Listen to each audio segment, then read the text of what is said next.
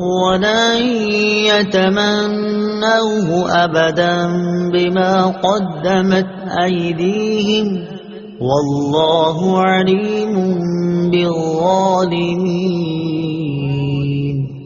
ترجمہ، اور اپنی بدعمالیوں کی وجہ سے یہ ہرگز کبھی موت کی تمنا نہ کریں گے اور اللہ ظالموں کو خوب جانتا ہے۔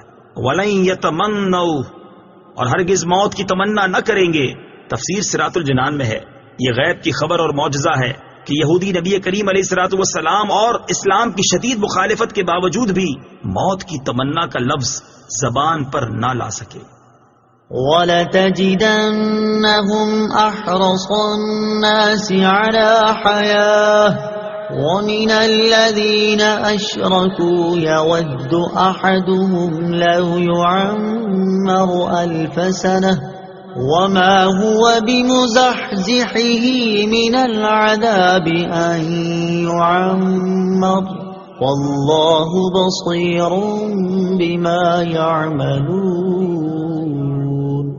ترجمہ، اور بے شک تم ضرور انہیں پاؤ گے کہ سب لوگوں سے زیادہ جینے کی ہوس رکھتے ہیں، اور مشرکوں میں سے ایک گروہ تمنا کرتا ہے کہ کاش اسے 1000 سال کی زندگی دے دی جائے، حالانکہ اتنی عمر کا دیا جانا بھی اسے عذاب سے دور نہ کر سکے گا، اور اللہ ان کے تمام اعمال کو خوب دیکھ رہا ہے۔ احرص الناس علی حیاہ، لوگوں میں سب سے زیادہ جینے کی ہوس رکھتے ہیں۔ تفسیر صراط الجنان میں ہے، مشرکین کا ایک گروہ مجوسی ہے، آپس میں سلام کے موقع پر کہتے ہیں زہ 1000 سال یعنی 1000 برس جیو۔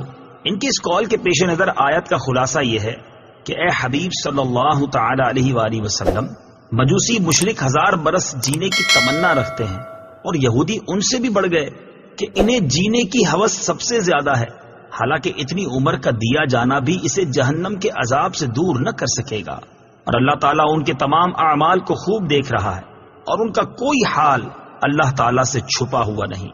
دنیاوی زندگی کے حریص کون؟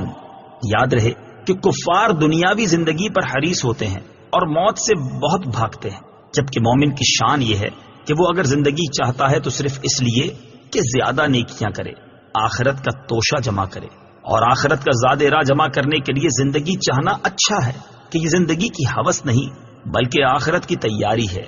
نیز لمبی عمر اور زیادہ مال اللہ تعالیٰ کے راضی ہونے کی علامت نہیں، بلکہ یہ تو بعض اوقات وبال کا ذریعہ بن جاتے ہیں۔ حضرت ابو بکرہ رضی اللہ تعالیٰ عنہ فرماتے ہیں کہ ایک شخص نے عرض کی، یا رسول اللہ صلی اللہ تعالی علیہ وآلہ وسلم، لوگوں میں سب سے بہترین کون ہے؟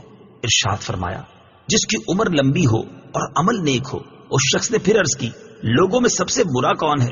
ارشاد فرمایا، جس کی عمر لمبی ہو اور عمل برا ہو۔ قل من كان عدوا لجبريل فإنه نزله على قلبك بإذن الله مصدقا لما بين يديه وهدى وبشرى للمؤمنين۔ ترجمہ، اے محبوب تم فرما دو، جو کوئی جبرائیل کا دشمن ہو تو ہو، پس بے شک اس نے تو تمہارے دل پر اللہ کے حکم سے یہ اتارا ہے، جو اپنے سے پہلے موجود کتابوں کی تصدیق فرمانے والا ہے اور ایمان والوں کے لیے ہدایت اور بشارت ہے۔ من کان عدوا، جو دشمن ہو۔ تفسیر صراط الجنان میں ہے، شان نزول، یہودیوں کے گروہ نے حضور سید المرسلین صلی اللہ تعالی علیہ وآلہ وسلم سے کہا، آپ کے پاس آسمان سے کون فرشتہ آتا ہے؟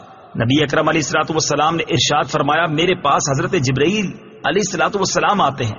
ابن سوریہ یہودی پیشوا نے کہا، وہ ہمارا دشمن ہے، عذاب، شدت اور زمین میں دھسانا وہی اتارتا ہے، اور پہلے بھی کئی مرتبہ ہم سے دشمنی کر چکا ہے۔